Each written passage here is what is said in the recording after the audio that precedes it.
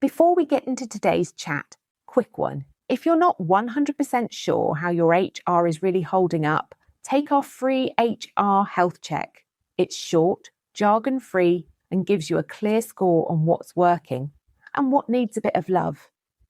And if you do it before 1st April 2026, you'll get a bonus 7-pillar strategy on a page, tailored to help you manage HR brilliantly for the year ahead. Just head to kateunderwoodhr.co.uk/HR-health-check the link in the show notes. Picture this.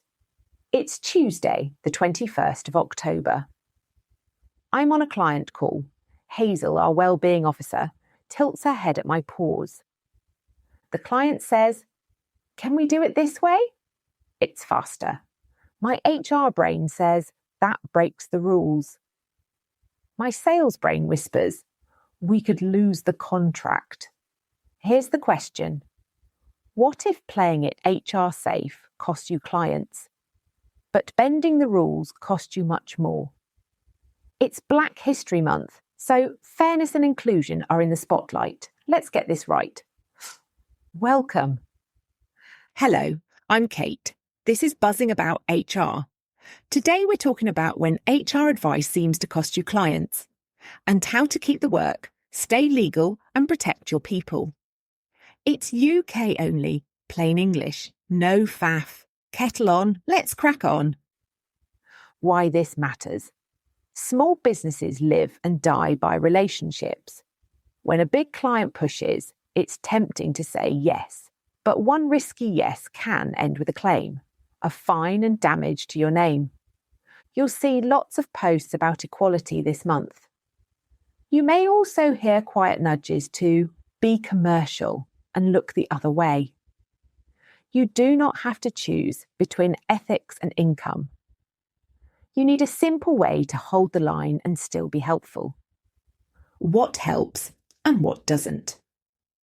What helps is knowing your red lines and saying them out loud. Have safer options ready so you can offer a quick, "No, but we can do this instead." Practice a short script for tough calls. Write your decisions down so you can stand by them later. What hurts is vagueness. "We'll see" turns into quiet exceptions, and quiet exceptions become the new normal. Culture, fit, is often code for bias policies that are ignored when money talks are not policies. They're wishful thinking. The basics, in plain English. The Equality Act 2010 bans discrimination in how you hire, pay, promote, dismiss, and treat people at work. It covers protected characteristics like race, religion or belief, sex, disability, age, sexual orientation, pregnancy and maternity, gender reassignment, and marriage or civil partnership. Indirect discrimination also counts. That's when a neutral rule hits a group harder without a good reason. You are responsible if your staff or your agents harass someone at work. So, set the tone, train people, and act fast when something happens. In recruitment, client preference is not a defence. There are very narrow occupational requirement exceptions. If you think you're in that territory, get advice first.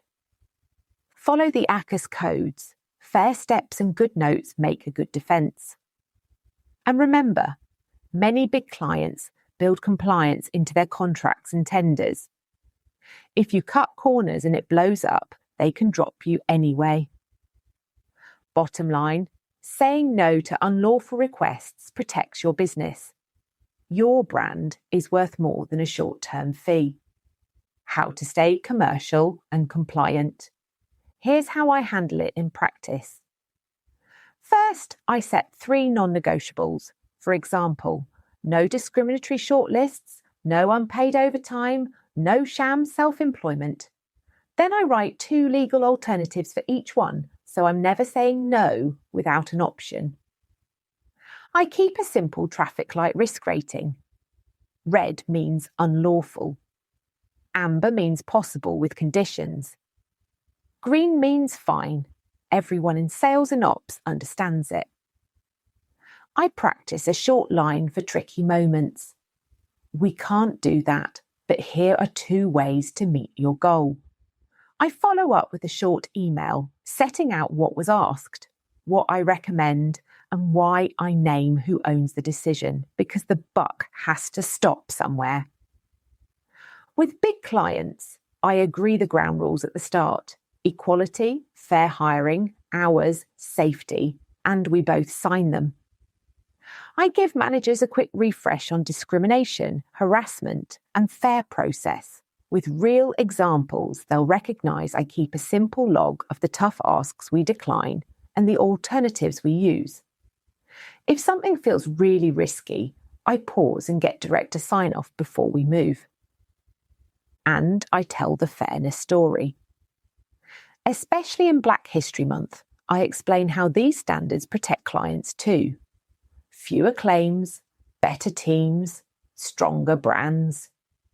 If this feels heavy, breathe. A small slice of cake helps the courage, not the policy. Mini dramas solved in real life. Client says, no headscarves on reception. You say, that's likely unlawful discrimination. We can't exclude people on religion. Let's agree a simple, safe dress code for everyone. Neat, branded, and inclusive. Client says, can we get 2 days' work unpaid to test them?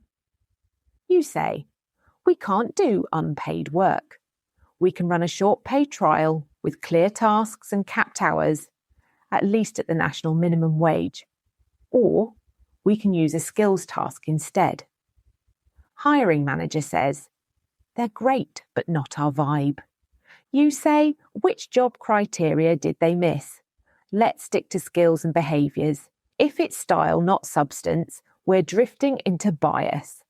Client says, tell the team to reply at night, or we'll switch suppliers.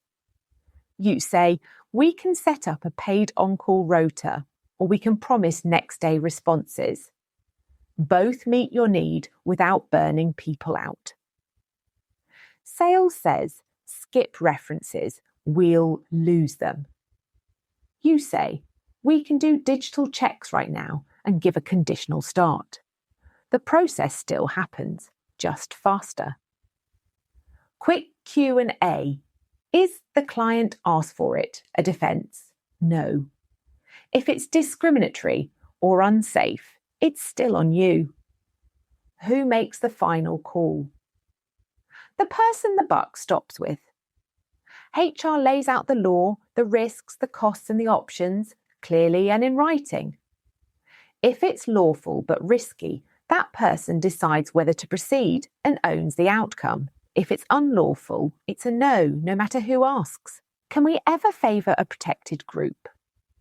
Only in narrow positive action cases and never as quotas.